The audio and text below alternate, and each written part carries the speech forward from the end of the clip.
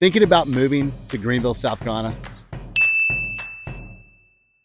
First of all, great choice. It's beautiful, it's booming, and there's plenty of sweet tea to go around. But before you pack your bags, let me stop you from making the same mistake that I see over and over again. Because while Greenville may look like a Southern fairy tale, there are definitely some surprises that can sneak up on you. So let's talk about the top 5 mistakes that people make when they move to Greenville, South Carolina, and how you can avoid them. First up, and this is a big one, let's talk about choosing the wrong part of Greenville. Greenville is way more than just Greenville. We've got Travelers Rest, Simpsonville, Greer, Malden, Taylors, Five Forks, Woodruff, and yes, they're all technically Greenville area to someone not from here, but they are wildly different in terms of vibe, commute, location, and lifestyle. Someone who wants a walkable downtown life and ends up buying in Malden because it's cheaper, but then realizes they're spending 25 to 30 minutes every day in traffic to get to that awesome brunch. Or someone who wants peace and quiet, but ends up next to a brewery with live music 5 nights a week. Ask me how I know. Here's how to avoid that mistake. Work with a local agent. Hey, I know one. And spend time in the area before you buy. Rent an Airbnb, check out some hotels in a few different zip codes. Do the Target test run and try driving to work during that rush hour. See what actually fits your lifestyle. Mistake number 2 that I see all the time. You thought Greenville did not have traffic. Oh my goodness. Yeah, we're not Atlanta, we're not even Charlotte, but that Woodruff Road corridor, Interstate 85, it has main character energy during pretty much any time. Forget the holidays, but any time. And try getting from Greer to downtown at 8 o'clock on a morning. I dare you. The truth is, Greenville grew a little faster than its roses. If you don't factor in your commute times, especially for school drop-offs or into and from work or rush hour or Friday night downtown, you're gonna end up super grumpy. So what do?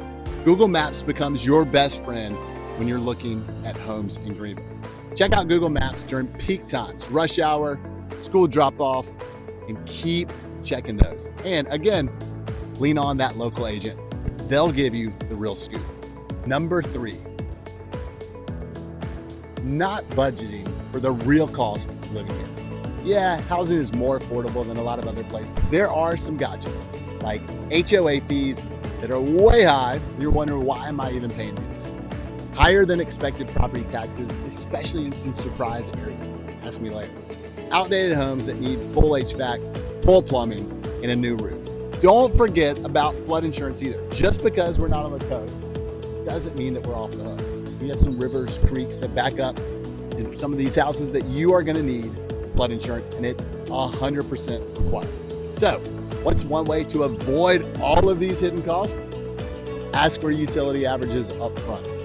Don't skip inspections, and always work with a local lender. And again, work with that local agent. They'll be able to give you a lot of these details right off the bat. Number 4, thinking all schools are created equal here in Greenville County. Now, I'm not throwing shade, but I'm saying that you are gonna wanna do your homework. Why? Because one thing that I can't really talk about as a real estate agent is school specific, but make sure that you do your homework. Greenville has some absolutely amazing schools, public, private, charter, but zoning can get confusing. It can get confusing fast. You might fall in love with a house only to realize that your kid's school is 25 minutes away or doesn't rate exactly like you'd like it to. So don't assume that the closest school is the one that you're zoned for. Make sure you go to the Greenville County Schools website and punch in your address. And if schools are important to you, tell your agent that up front. We are here to help guide you before you get emotionally attached to that cute craftsman house, only to realize it's in the wrong school zone. And number 5, don't believe everything you see online. Yeah, Greenville looks absolutely incredible on Facebook, on Instagram, TikTok. It makes pretty much every top 10 list there is. We've got waterfalls, we've got rooftop bars, cute shops, a downtown that is more than awesome. And yeah, it's all real, but it's not the whole story. What you don't always see, parking struggles, tons of construction zones, traffic, or that 2 weekends a year where pollen covers our entire life in that yellow death dust. Greenville is amazing, but like any city, it's not the perfect city. No city is, so manage your expectations and do real in-person exploring. The hype that Greenville gets is mostly earned, but it always helps to see both sides before making that move. So, these are the top 5 mistakes I see people make when moving to Greenville, South Carolina. And hopefully, now you won't make them. If you're thinking about making the move, I'd love to be your guide. Drop a comment if you've been house hunting here, or if you've got questions about a specific area. And hey, if this video helped you, hit that like button, subscribe, and maybe even send it to your cousin who still thinks South Carolina is all beaches and banjos. And if you want to check out the top neighborhoods in Greenville here, check out this video here. Let me know what you think. We'll see you soon.